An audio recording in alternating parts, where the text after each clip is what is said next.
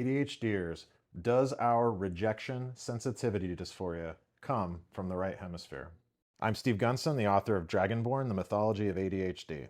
In previous videos, we talked about the brain's left and right hemisphere, how the left hemisphere gives its attention to what is known or explored, order, and how the right hemisphere gives its attention to what is unknown or unexplored, chaos. In this TikTok series, I have argued, ADHDers, that we are not disordered. We are merely oriented towards chaos. Well, if that's true, then we should find many of our traits in common with the traits of the right hemisphere. In the last video, we talked about ADHD hypervigilance, that 360-degree holistic attention, not focusing on one thing, but looking at everything all at once. In the last video, we learned that hypervigilant attention comes from the right hemisphere.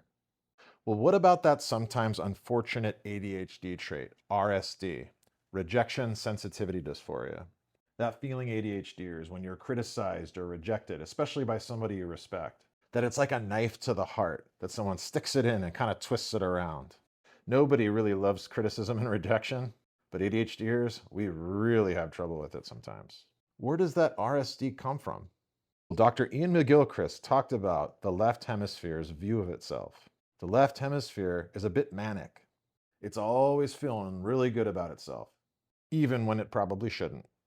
The right hemisphere, on the other hand, is very much self-aware. It is always monitoring the outcomes of its own actions. This self-monitoring of the right hemisphere can sometimes lead to a pessimistic view of oneself. And so the right hemisphere is vulnerable to feelings of guilt and shame. Boy, does this sound like rejection sensitivity dysphoria or what? ADHDers, when we are hypercritical of ourselves and experience RSD, we are exhibiting traits of the right hemisphere, just like we do when we exhibit our hypervigilance.